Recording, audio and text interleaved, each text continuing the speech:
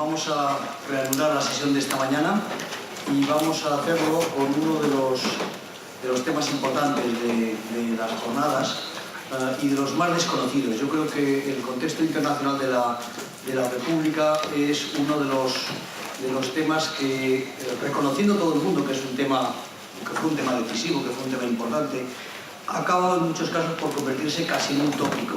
Es decir, en poco más que decir que la República lo pasó mal porque vivió en los convulsos años 30 de la Europa de entreguerras, y eso fue un factor decisivo en su resultado final o en el problema final que tuvo. Obviamente se vio muy claramente este peso del contexto exterior durante la propia guerra civil, y por consiguiente al final está muy claro que efectivamente los años 30 fueron un problema para la consolidación de la República. Pero yo creo que los historiadores españoles en general, y no solo los que se han ocupado del periodo republicano, sino en general, nos hemos ocupado poco, hablo como historiador aficionado, pero en fin, me arrogo esa representación al menos como aficionado, nos hemos ocupado poco en general de ver el contexto exterior de lo que ha ocurrido en cualquier etapa histórica o lo que pasaba fuera de las fronteras españolas en cualquier etapa histórica. En general, los historiadores españoles hemos sido mucho más proclives a pensar sobre lo que ocurría en España y verlo como algo singular, como un hecho casi aislado del resto del mundo. Porque ha habido pocos historiadores que hayan estado y hayan aprendido a mirar afuera. Entre los pocos historiadores que han aprendido a mirar afuera y que han ejercido esa mirada hacia el exterior, y que han sido historiadores no solo de la historia contemporánea española, sino de la historia europea, cuando menos, está nuestro conferenciante de ahora, Juan José Carreras. Juan José Carreras ha sido catedrático y es emérito de la Universidad de Zaragoza, y ya hizo algo que era bastante poco singular y poco habitual en los universitarios españoles o en quienes se pensaban dedicar a la universidad en España en los años 50, que fue marcharse al extranjero a estudiar. Esto no era muy habitual, excepto quizá en las ciencias más puras, en la física o en otro tipo de disciplinas, pero no en las humanidades o en las ciencias sociales. Y Juan José Carreras se marchó a Alemania, y desde allí, o quizá de antes, o quizá por eso se fue a Alemania, desde allí por lo menos él siempre ha sido un historiador que ha contemplado la Europa contemporánea como el campo de trabajo y el campo de interés para los historiadores. Y naturalmente es por eso que es quien está en mejores condiciones para explicarnos qué pasaba en aquellos años 30. Todos sabemos la crisis del 29 y todos sabemos el epicentro de las transformaciones de los primeros 30 en el ascenso de los nazis en Alemania en enero del 33, pero hay muchas más cosas en la Europa de aquellos años, y hay también algo que decir sobre lo que España, o la política exterior de España, hizo en aquellos años. El profesor Juan José Carreras, decía, es además de un gran investigador y un gran lector, tiene otra singularidad en el panorama historiográfico español, y es que ha hecho ensayos sobre la historia y ha hecho historiografía, que también es una cosa bastante poco habitual entre los historiadores españoles, que acostumbran a reflexionar poco sobre sí mismos y sobre lo que hacen, sobre sí y sus colegas y sobre lo que hacen. Y además de todo eso, el profesor Carreras es un excelente docente y es un excelente expositor, y lo digo esto sí en primera persona porque yo fui alumno del profesor Carreras, aunque eso sí, allá por el año 1968, en la sección delegada del Instituto Goya de Zaragoza. O sea que puedo asegurarles que por aquella época tener al profesor Carreras de profesor de historia en cuarto de bachiller era todo un privilegio y era una cosa bastante singular, naturalmente. Gracias. Muchas gracias.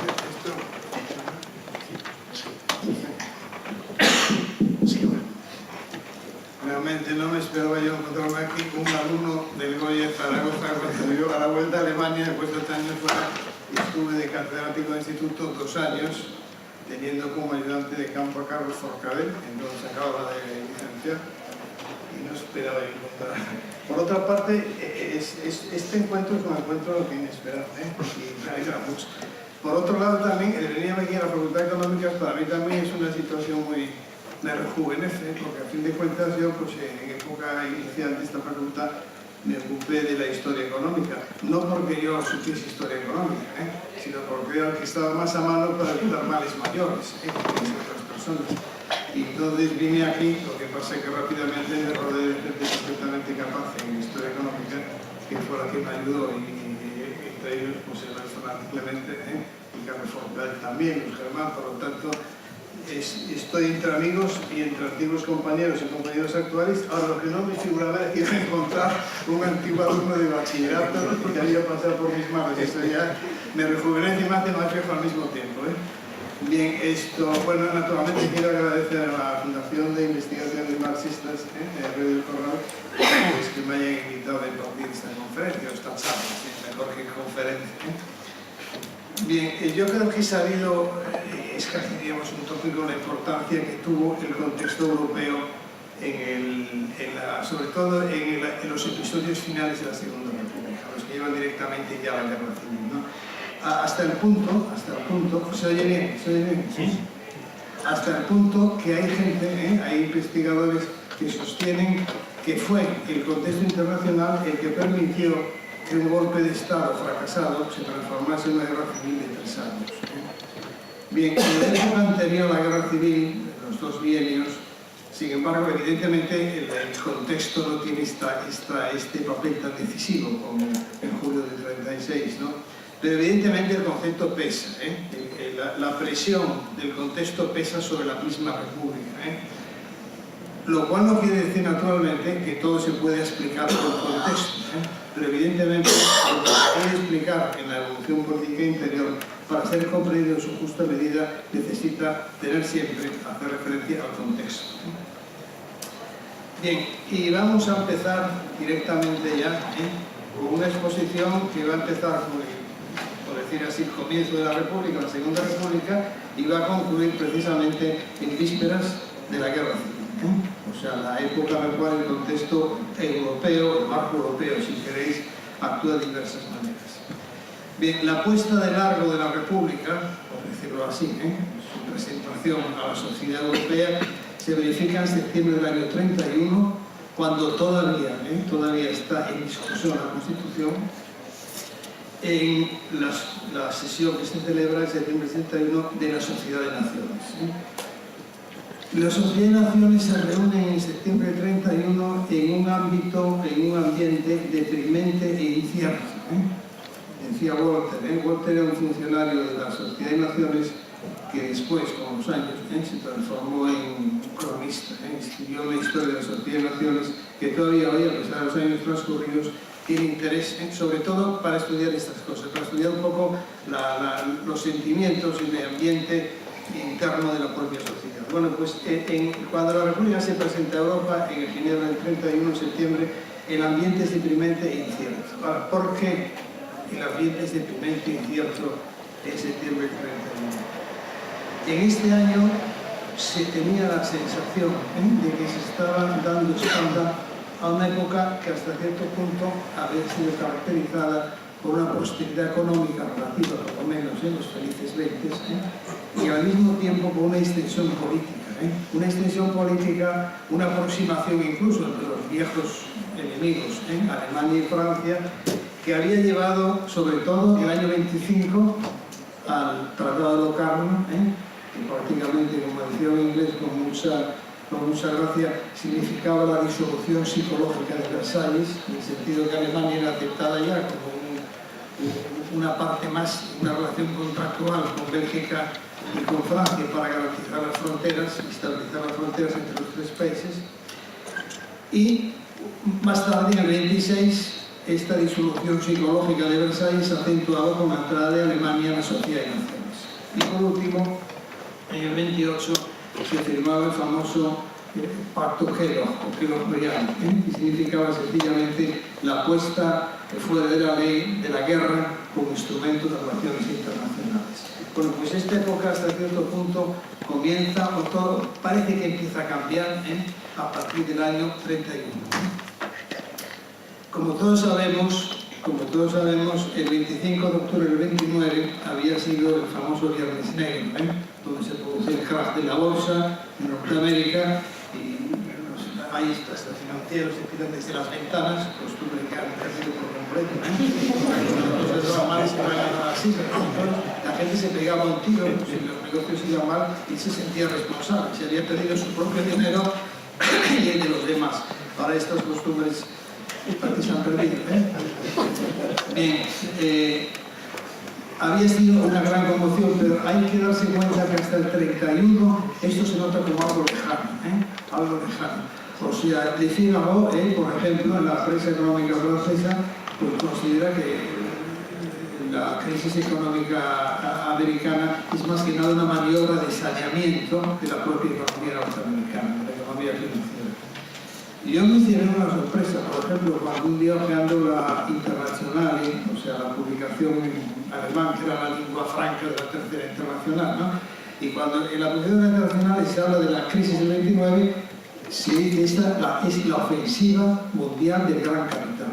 O sea, que la entendían a la altura del propio 29 no como una crisis del sistema, sino como un acto de ofensiva del sistema. Esta idea de que la crisis económica era en primer lugar una cosa americana y además más, diríamos, producto de una maniobra calculada del capital, se había desvanecido naturalmente precisamente en el año 31. En verano de primavera y verano del 31, o sea, cuando la República se está gestando sus primeros pasos, en esos momentos se producen las crisis económicas, las quiebras de bancos, primero en Viena con la Kreditanstalt, después pasa en Alemania, después pasa en Francia, y ya pues a finales del 31, como todos sabemos, pues un funcionario del Foreign Office con lágrimas en los ojos dice: señores, Inglaterra ha abandonado el patrono, la economía europea pues entraba en conmoción. Al mismo tiempo es un momento también, a partir del 31, de crisis política, o se amenaza una crisis política, más que una crisis política, se amenaza una crisis del propio sistema parlamentario. En marzo del 31, un partido, que hasta entonces, en marzo del año 30, en el año anterior realmente, un partido que hasta entonces era un partido pequeño, el Partido Nacional Socialista, pasa de 12 puestos en el Parlamento a 107. Italia, que hasta entonces contemplaba el nacionalsocialismo como aire protector, un poco condescendiente, pues empieza a interesarse bastante por lo que pasa en Alemania. Ahora bien, la auténtica quiebra del orden europeo se produce hasta cierto punto a miles de kilómetros de Ginebra y miles de kilómetros de Madrid. Y esta quiebra es el comienzo de la guerra ruso-chino-japonesa. El 18-19 de septiembre del año 31, o sea, justo el año, repito, que se proclama la República, se produce un incidente ferroviario, con el pretexto de un incidente de sabotaje ferroviario. Los japoneses ocupan la ciudad de München y dan lugar al comienzo de las hostilidades contra China.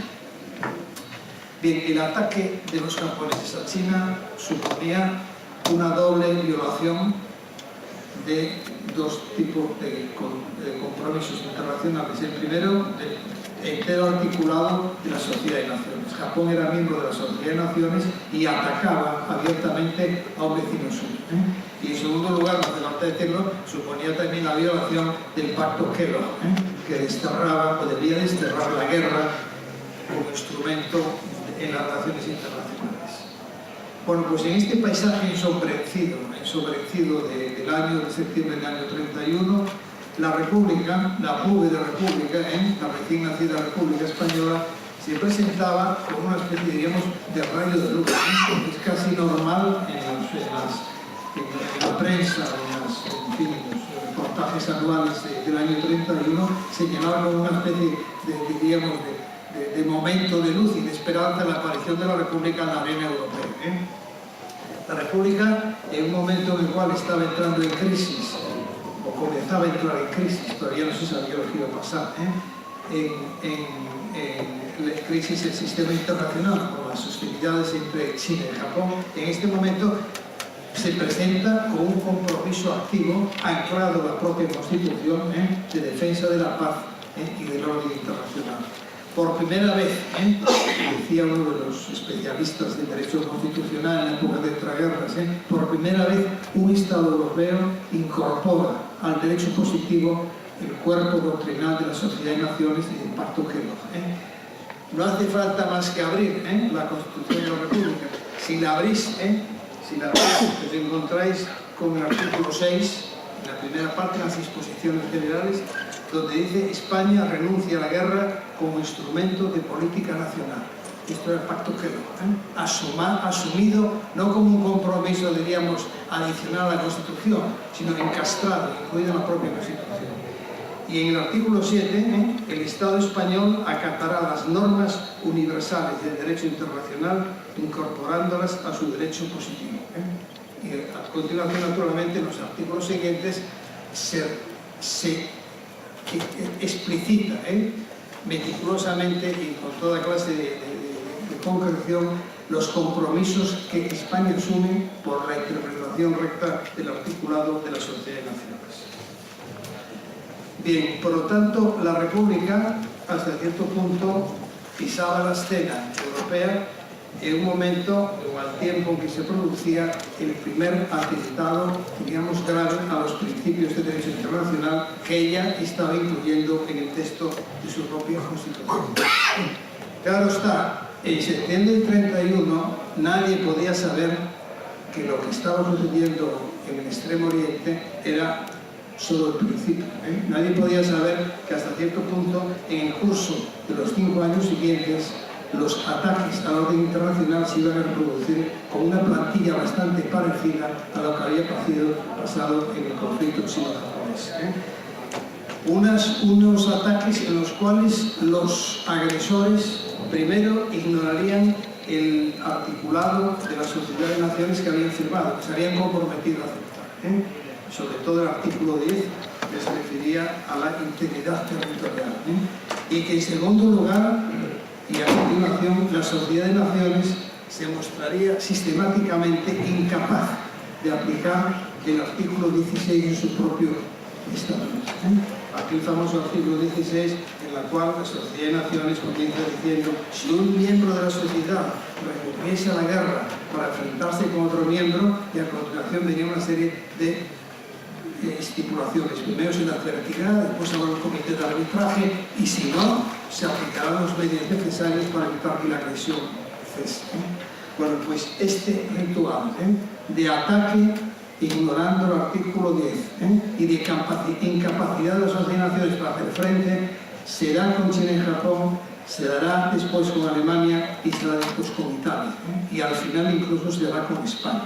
La Segunda República, por decirlo así, se defenderá vanamente en Ginebra, defendiendo y amparando su defensa en el artículo 10 y en el artículo 16. Los mismos artículos que habían sido violados en septiembre del 31 en el Extremo Oriente. Bien, por lo de pronto, las cosas por lo que hace China y Japón, no vamos a detener naturalmente en el problema de las hostilidades. En el febrero del 32, Manchuria, que era la presa que quería el Japón, se declara protectorado al Japón.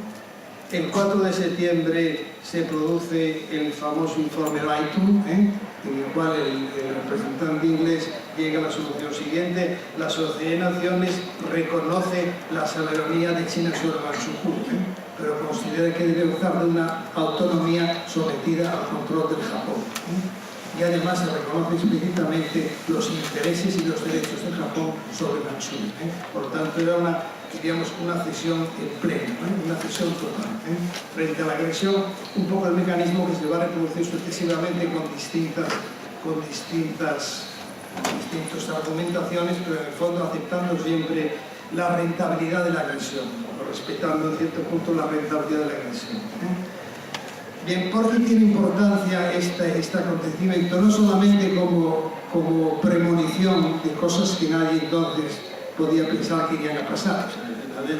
Nadie pensaba que el conflicto sino-japonés prefiguraba lo que iba a pasar en Europa, si me apuráis, hasta el acuerdo de Múnich, de la concesión de Múnich, ¿no? Hasta ese momento incluso estaba prefigurado un poco en la actitud de la Sociedad de Naciones y la Unión Europea frente a la agresión de Japón a China.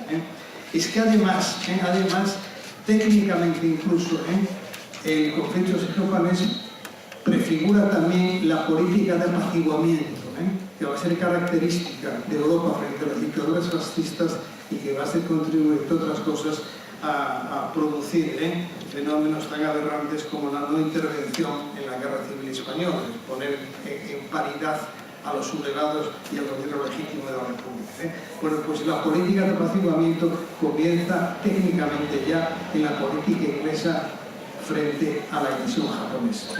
Y esto no es una ocurrencia mía, como os podéis figurar, sino que es una de las tesis aceptadas por los estudios ingleses de historia diplomática, historia política, relaciones internacionales. Casi todos los autores aceptan lo que podemos llamar que la arquitectura de lo que es la política de apaciguamiento, el ceder frente a la fuerza, intentar legalizarla de cierta manera, encajarla aunque sea vergonzosamente en los estatutos y después procurarse una pausa. Hasta cierto punto esta política se define ya en la actitud de Inglaterra frente a la agresión japonesa a China. Y paradójicamente, en este año 32, el año del informe Layton, en el cual se resquebraja la seguridad colectiva, precisamente en este año, que además había probado incluso, evidentemente, la rentabilidad de agredir, porque se podía disfrutar de aquello que se había obtenido con la agresión, en aquel momento es cuando la Sociedad de Naciones se decide, paradójicamente, a encargarse o a hacerse cargo de lo que se había considerado que debía ser la misión más importante desde el principio, el desarme, el problema del desarme.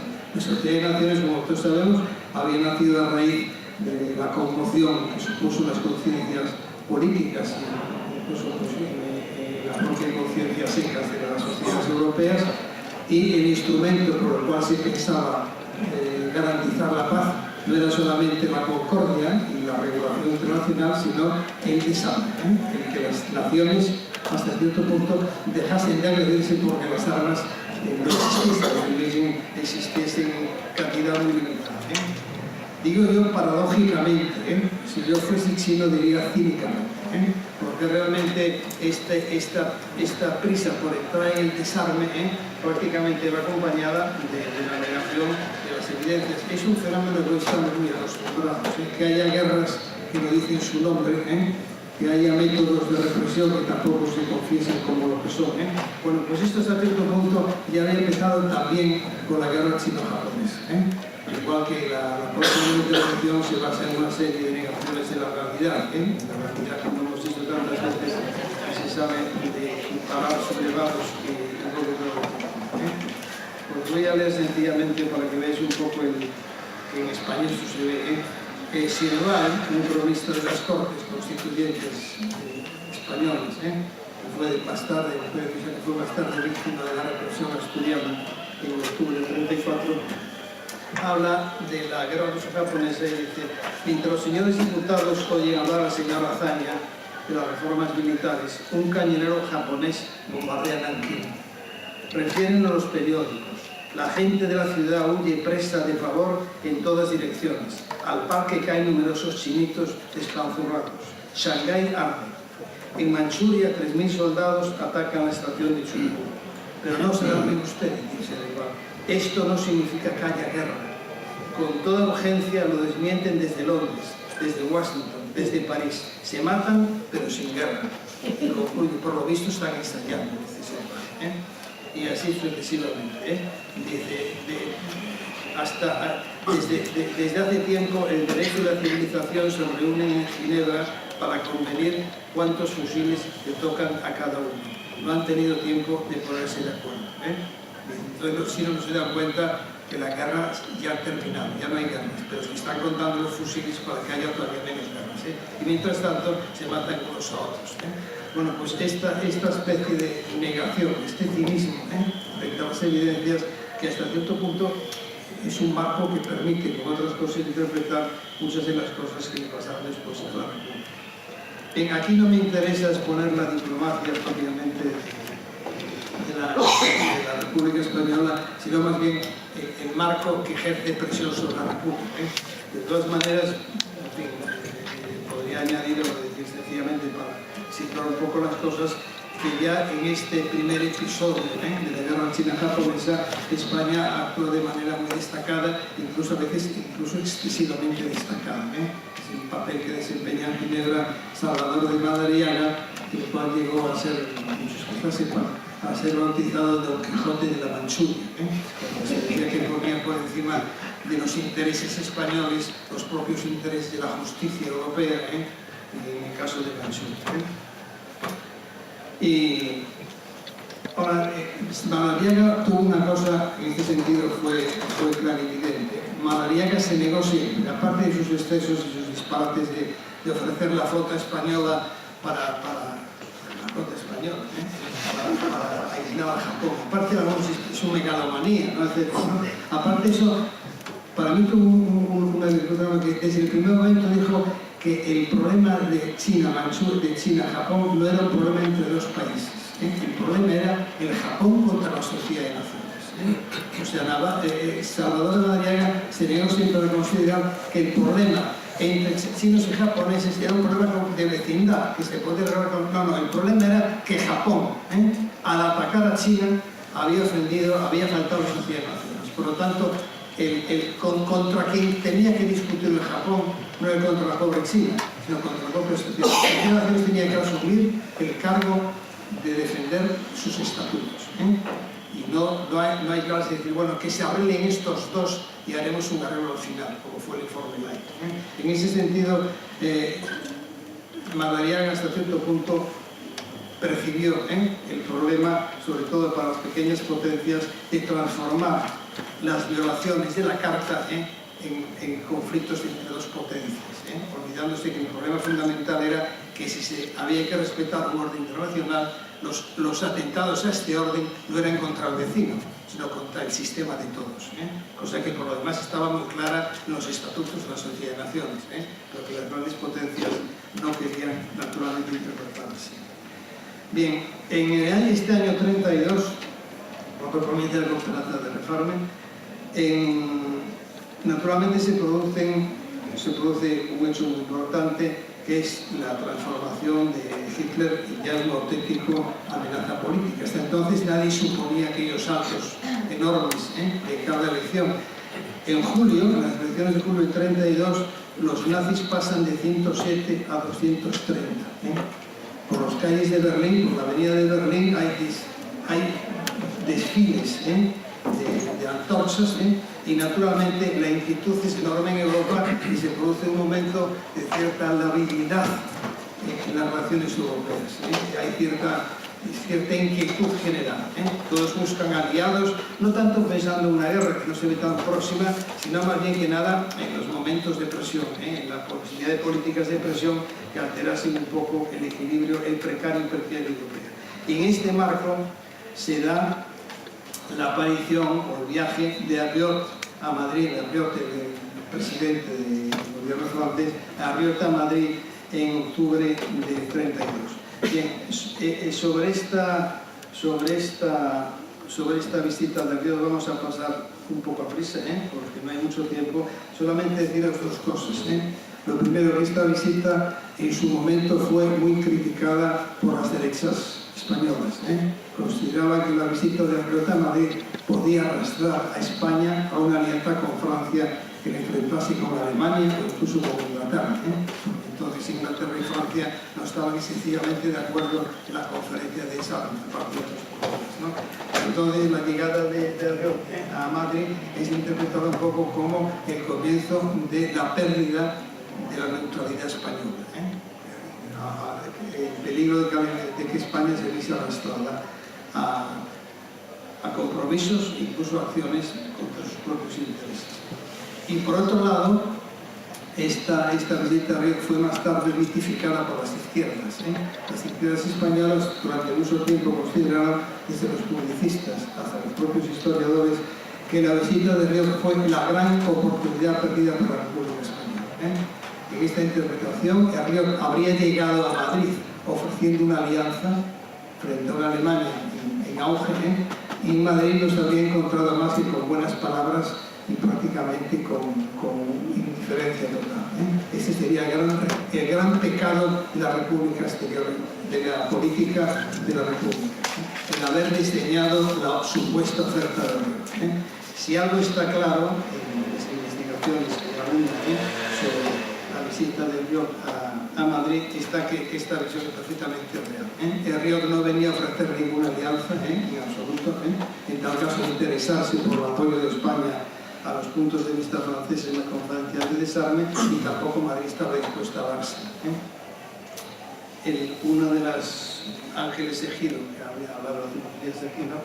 Ángeles Ejido tiene un artículo espléndido en la revista Tiempo Presente de la Autónoma o de la Central de Madera Complutense, donde expone un poco la situación actual de la investigación sobre la visita del Riot, y se desprende lo que os he dicho. Que no tenía en absoluto, no fue ninguna oportunidad perdida, sino fue sencillamente una muestra del peso que tenía ya España y del interés que tenía Francia en lograr el apoyo de España en los problemas del desarme en la conferencia de desarme. Bien, en todo caso, esto, como todos sabéis, en el 32, en noviembre del 33, un año después, termina el primer bienio y va a comenzar el bienio negro, llamado el bienio negro de la Segunda República.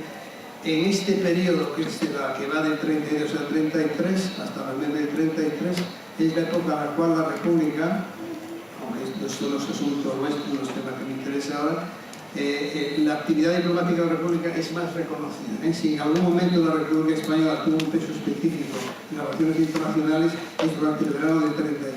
En este verano, además, se plantean los problemas mediterráneos con mucha cuidado por la Institut Italiana, y entonces en este momento incluso se llega a hablar de un locarno mediterráneo, de la posibilidad de encontrar, completando la labor de estabilidad que había representado el locarno, para estabilizar las fronteras entre alemanes, alemanes, belgas y franceses, lograr un locarno mediterráneo que resolviese los múltiples problemas en el espacio mediterráneo, respetando naturalmente e integrando los intereses de España.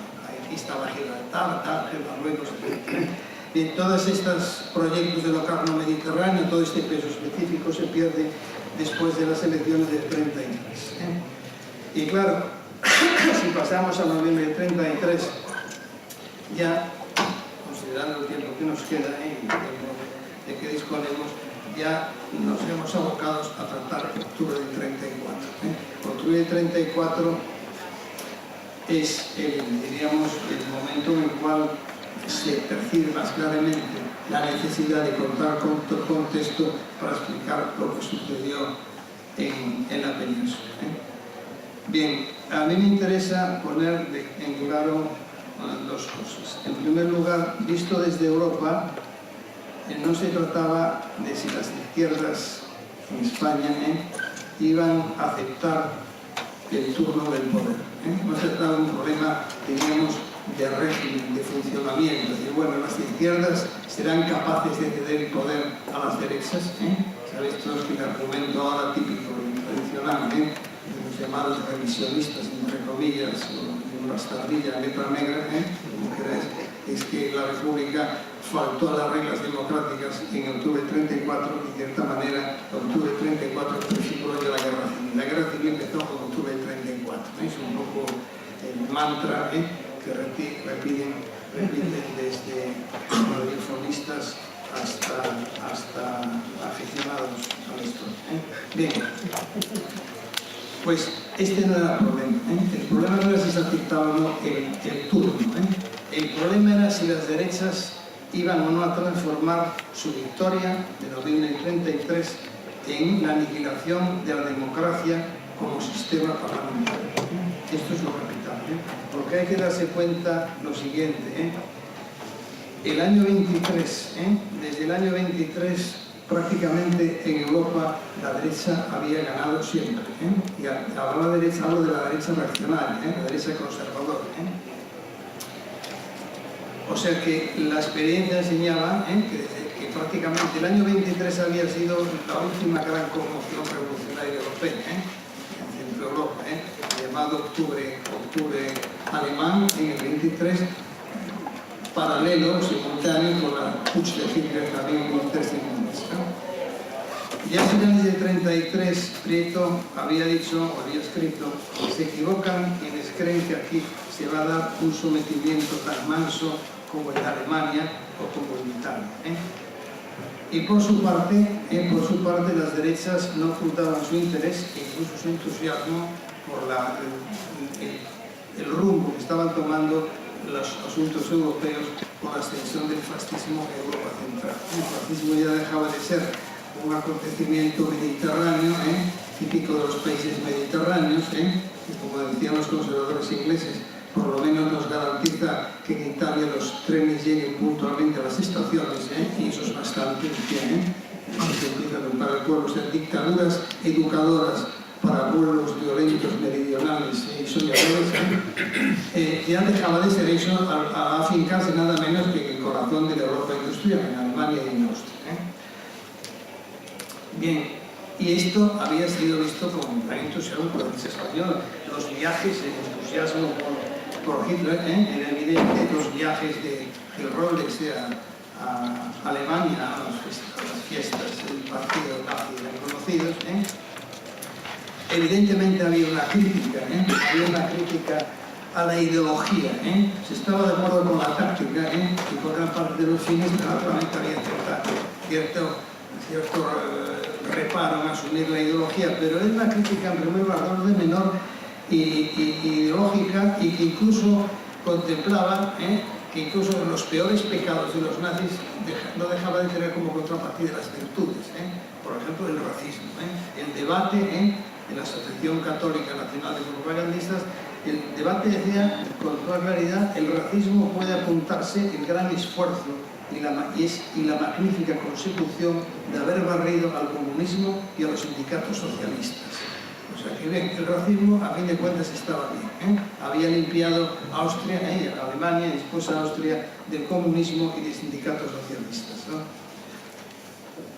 Y inmediatamente después del triunfo de las derechas surge un nuevo tipo de fascismo con el cual se sentían más cómodos, un fascismo que era tan cauto, incluso tan sigiloso, como se decía en la prensa de aquella época, en llegar al poder, e igual de violento una vez que había llegado al poder. Un fascismo con una ideología perfectamente asumible por los católicos reaccionarios españoles, en la medida en que se presentaba como una transcripción casi literal de las encíclicas papales. En Austria, el pequeño canciller Dollfuss, que además era casi enano, Dollfuss era una cosa, que ser así, un problema, en las fotografías siempre era un problema diplomáticas porque le llamaban el Taschenkanzler, el canciller de bolsillo, peor que además en Austria de todos los enormes. Bueno, Hitler también era bajito, pero vamos, Dollfuss era muchísimo más bajo que Hitler, un problema de imagen, quiero decir. Pues el canciller de bolsillo, bien, pues este canciller de bolsillo era, como repito, digo, tan cauto como los nazis, y tan violento una vez que llegaba al poder, y su ideología era perfectamente asumible. O sea, Dollfuss pretendía, llegó a decir una vez que la Constitución austríaca era sencillamente el intento de traducir el catecismo como texto constitucional, disparates auténticos. Y además, desde luego, se presentaba como un decidido reinos del integrismo islámico, de la Sharia, en plan de encíclica papal. Bien, y claro, esto para los católicos españoles era ideal, unir un fascismo que no tenía este fantasma estatalista, pagano y racista, pero que era, repito, perfectamente elástico para llegar al poder sinuosamente y perfectamente violento para después asegurarse bien. No lo digo yo, el la derecha española estaba encantada, lo dice la prensa y los discursos. Se presenta como Adolfus como la máxima perfección dentro de lo posible, decía el debate. Y el adjetivo con el cual se sentía más confortado que Robles era cuando le llamaban el Dolfus español. Este Dolfus español, que ya en el 33 pues, había sacado sus uñas después al calor del auge de Hitler en Alemania, él había sacado sus uñas en marzo del 33, precisamente en el 34 saca no las uñas sino las garras. En febrero del 34 el gobierno austríaco de Dollfuss dice: mañana limpiaremos Austria a fondo. Y mañana era el 12 de febrero de 34. Es cuando empieza una represión en toda Austria contra el Partido Socialista. Y sobre todo el asalto al barrio obrero de Viena, el famoso Marxhof, que era, incluso desde el punto de vista urbanístico, uno de los centros, de las ciudades modelo, ciudades jardín, ciudades modelo del proletariado europeo. Era, por decir así, una de las muestras del triunfo de la organización, del ahorro y de la sabiduría política y la prudencia política de los obreros austríacos y por extensión del socialismo de Europa Central.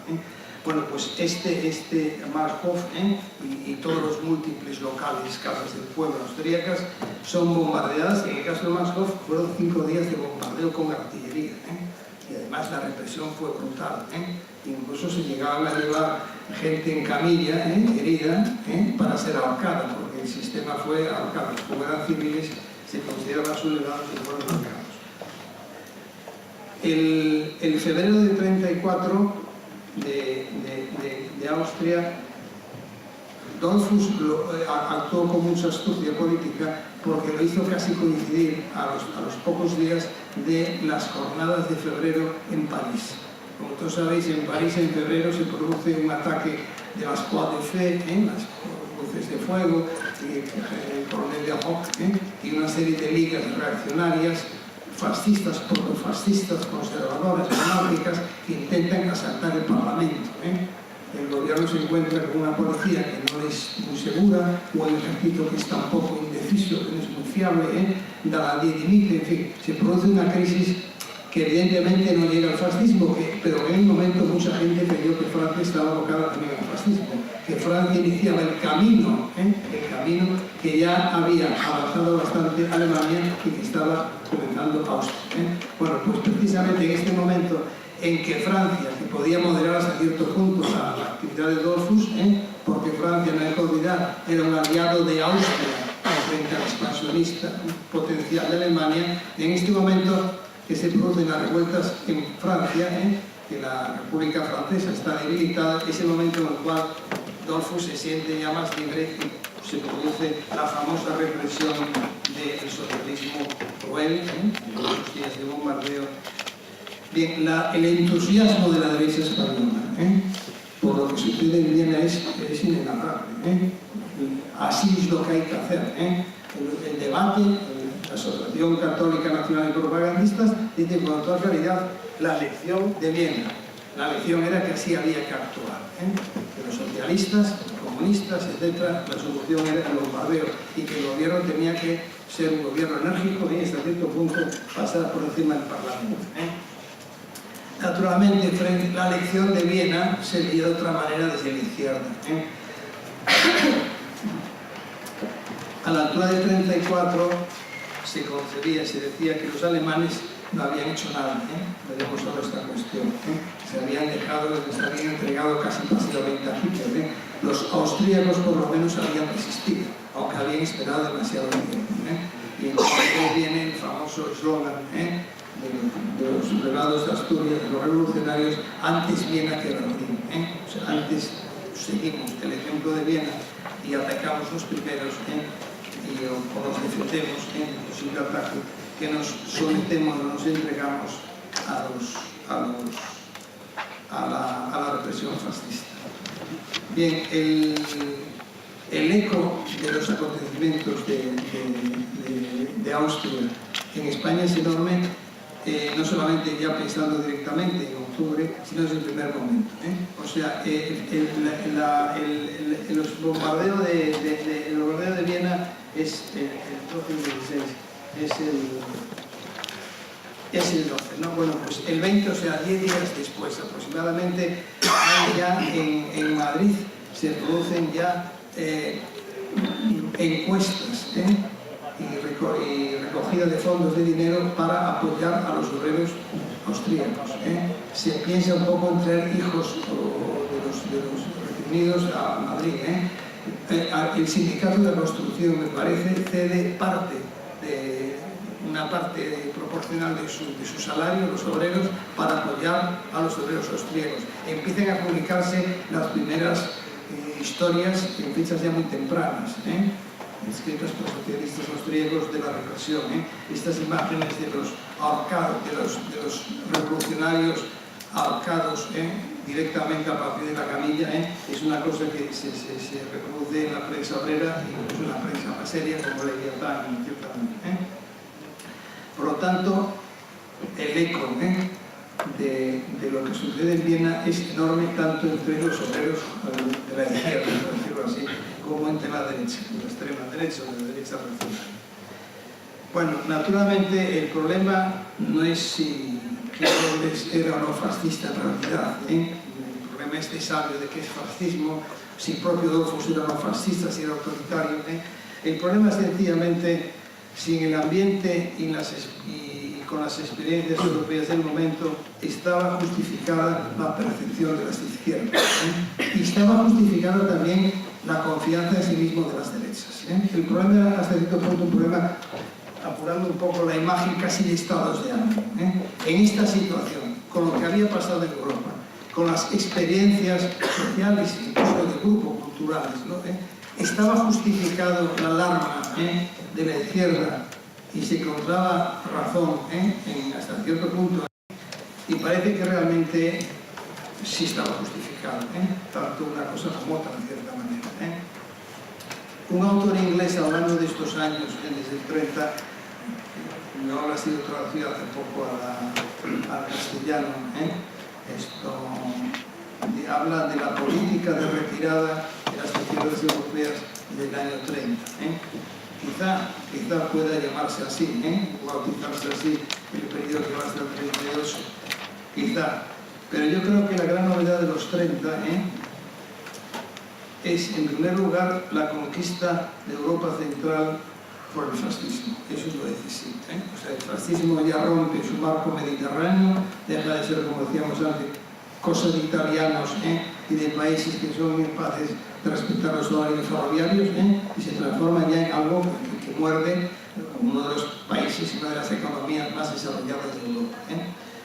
Ahora, esta conquista de Europa Central, que es, desde mi punto de vista, pues, el nuevo, la gran novedad de los años 30, se percibió siempre como precedida de una ocasión perdida. De cierta manera, esta conquista siempre tuvo dos actos. Un primer acto, en el cual se crearon los supuestos para atacar después el poder, en el cual la izquierda nunca había reaccionado, y un segundo en el cual había reaccionado demasiado tarde, pues ya no había podido reaccionar en absoluto. En el caso de Alemania, por ejemplo, en enero del 33, evidentemente la pasividad de la clase obrera y de los dirigentes es total. Ahora, esta pasividad se explica porque esto era el segundo acto. Y el primer acto había sido julio del 32. En julio del 32 se produce la proclamación del estado de excepción en el estado prusiano por von Papen, una especie de Dollfuss alemán, hasta cierto punto, en tal caso un futuro editorialista de la ABC de Madrid, que después fue bastantes años, después del 45, fue uno de los comentaristas de política cristiana europea en la ABC. Bien, pues von Papen, el predecesor inmediato de Hitler, en julio del 32 había proclamado el estado de excepción en Prusia y había obligado a dimitir al gobierno y había situado al gobierno federal de Prusia bajo el mandato directo del gobierno central del Reich en Berlín. Ahora, ¿qué era Prusia? Prusia no era Holanda cualquiera, Prusia era el corazón de Alemania y sobre todo uno de los, diríamos, de los Länder, de los estados federales alemanes con más estabilidad política basada precisamente en los sucesivos gobiernos socialistas. Y sobre todo Prusia era el único land de todo el Reich alemán donde se disponía de una policía numerosa, bien organizada, en casernierte, como dicen los alemanes, acuartelada y de confianza republicana, comandos republicanos. Frente a un país que a la altura del 32 ya estaba sometido al vorágine de las agresiones nazis y el rodillo de las elecciones más o menos plebiscitarias. Bueno, pues los sindicatos alemanes, los dirigentes prusianos aceptan esta neutralización del poder prusiano, la disolución del gobierno, y lo único que hacen es, bueno, aquí no voy a explicar porque habrá, para los que les interese esto, habrá otra, ya podría decir más de 20, habrá otra conmemoración de la Constitución Republicana y ahí pienso desarrollar con más detalle el problema de los actos en Prusia y en Austria. Bien, en todo caso, lo que se produce es una llamada del gobierno al despacho de von Papen, y von Papen les dice que están destituidos y que Prusia pasa a depender directamente del Reich, o sea, de Berlín. Y los obreros se quedan en las casas y los políticos se van a lo más al ministerio para ofrecerse como presos dentro de sus despachos, una pasividad completa. En este momento, yo no voy a discutir si se podría haber hecho o no otra cosa. Lo que quiero decir que es uno de los tópicos centrales o de los temas centrales de discusión en las responsabilidades de la pasividad de la izquierda alemana frente al nazismo es precisamente la última oportunidad perdida que habría sido el primer acto. La colocación de Prusia, la neutralización de Prusia, que era la última base territorial en la cual el socialismo podía haber hecho frente al nazismo. Y en cual incluso llegó a producirse por algún momento, aunque eso ya es más complejo, una aproximación entre comunistas y socialistas. En todo caso, para unos no había más remedio que aceptar sus consulados, lo contrario sería la guerra civil, y para otros lo mejor era seguir con procedimientos legales, y lo que hace el gobierno prusiano es aceptar su dimisión, irse a su casa, pero presentar un recurso en el Tribunal Constitucional. No hace falta deciros dónde fue sacado ese recurso en el año 33, cuando Hitler en el poder, Y claro, ¿qué pasó? Que cuando llega el segundo acto, el segundo acto es enero del 33, ya los obreros alemanes, los sindicatos no tenían fuerza ninguna que hacer frente a las SA y a las fuerzas represivas. En Austria había pasado igual. En marzo del 33, amparándose precisamente en el auge del nacionalsocialismo, Dollfuss había ya, con un pretexto perfectamente ridículo, con una pequeña huelga de transportes, había cerrado el Parlamento y se había negado a que lo Entonces, sencillamente, los socialistas durante algún momento piensan que cuando todavía tenía mucha fuerza en oponerse por la fuerza, provocar un acto revolucionario frente a la violación de la Constitución. Deciden esperar, igual que habían hecho en el 32 los alemanes, deciden esperar a que lleguen las próximas elecciones. Y las próximas elecciones fueron el bombardeo del Marshof de Viena, en febrero del 34. Por lo tanto, en los dos casos, si os dais cuenta, hay un primer acto en el cual se queman los cartuchos y un segundo acto en el cual ya es demasiado tarde, que produce dos salidas. La pasividad completa, en el caso alemán, o la resistencia numantina, en el caso austríaco. Entonces, en los casos, dos derrotas de la izquierda, y además en países donde en gran medida se esperaba otra solución. Yo a veces pienso un poco en lo que dijo Brouwer, que es un trotskista muy conocido, como sabéis, cuando Brouwer en una ceremonia en los 50 aniversarios de la Revolución de Asturias inició su intervención en el Congreso diciendo: la pregunta no es por qué se levantaron los obreros españoles en octubre del 34. La pregunta es por qué no se levantaron los demás sitios también. O sea, decía Brouwer con su mentalidad de trotskista revolucionario, Decía, pues, la pregunta no es ¿por qué se produce octubre del 34? La pregunta es ¿por qué no hubo octubre del 34 en toda Europa? Bueno, lo dejo en el aire. Bien, el 34 sabemos cómo terminó, pero evidentemente yo creo que queda claro que no pueden absolutarse de que el 34 es sencillamente concebirlo como una especie de falta de educación democrática de los partidos republicanos socialistas que de pronto no saben que a veces hay que ceder el gobierno. No, las cosas entonces no eran así, eso es una abstracción. Cerrarla un horizonte que se queda pues, prácticamente a la cabeza de San Jerónimo. El Parlamento se terminó el retirismo parlamentario, que decía Lenin. La cosa es la totalidad europea. Y entonces allí había una experiencia y había la sensación muy viva entonces de que en España se estaba en un primer acto que podía ser ya el segundo acto. Lo que había pasado en Austria y había pasado en Alemania. Bien, y ya a prisa, en el segundo año del bienio del 25 se desarrolla bajo el signo mediterráneo. No hay tiempo ya para entrar en los detalles.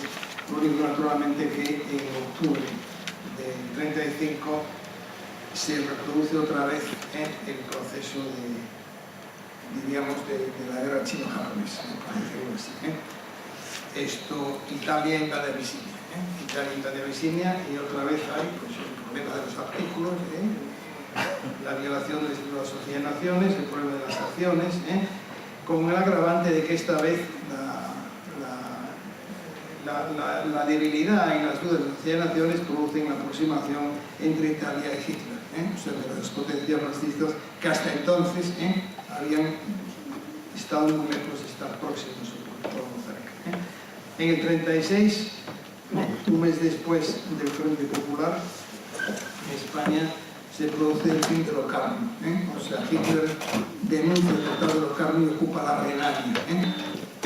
La República, que es la del Frente Popular, se apresura a sancionar esta violación porque lo hacen todos los demás países, sin darse cuenta, bueno, no podía darse cuenta, que hasta cierto punto está acabando su propia fosa, porque cuando se produce la Guerra Civil Española, uno de los argumentos de la derecha, cuando amenazan a la izquierda con la Guerra Civil, si se interviene en favor de la República, es que se basa en Renania. Y bueno, cuando Hitler invadió Renania, que a fin de cuentas es la trastienda de Francia, no hemos hecho nada. En cambio ahora, por una guerra ahí abajo en la península ibérica, vamos a comprometernos. Si no hemos dado un paso en Renania, tampoco está justificado que nos juguemos, por decir así, la paz. La paz, interviniendo en una guerra que nos es ajena. Más próximo nos será Renania, que hemos dejado pasar. Pues no podemos, por lo tanto, comprometernos, sería irresponsable en la contienda española. El 4 de julio, como todos sabéis, se pronuncia las sanciones de Italia, se retiran, y ya en diciembre del 36, cuando en la Sociedad de Naciones, en Ginebra, Álvarez del Valle, representante de la República, denuncia una política europea resultado de sucesivos sometimientos a la agresión, está sencillamente definiendo la política que había comenzado hace 5 años cuando el ataque de Japón a China. Un ataque, una política que ahora iba a permitir que un golpe de Estado se transformase en una guerra civil. Esta política de cesión de apaciguamiento. Hay una frase famosa de Azaña, que se cita muchas veces, cuando Azaña le dice a Ricardo Lojo, en francés, dice: si la República pierde esta guerra, Francia y Gran Bretaña habrán perdido la primera batalla. Bien, los aliados ganaron la última, la República perdió todas, perdió esta primera batalla y perdió las sucesivas. Se perdió incluso la última batalla de todas, que fue la batalla de la esperanza, la batalla de la esperanza de que allá por los 40 finales, los aliados o las potencias occidentales, mejor dicho, habrían intentado quizá lavar la infamia que habían cometido aislando a la República Española y habrían propiciado el hundimiento del régimen del general Franco. Aquella esperanza que mantuvo la clandestinidad y a la resistencia en los años 40 en España. En fin, esto es una confesión personal melancólica, que no es muy propia de un tema de historia, de un ambiente académico, por lo tanto lo considero como novedoso.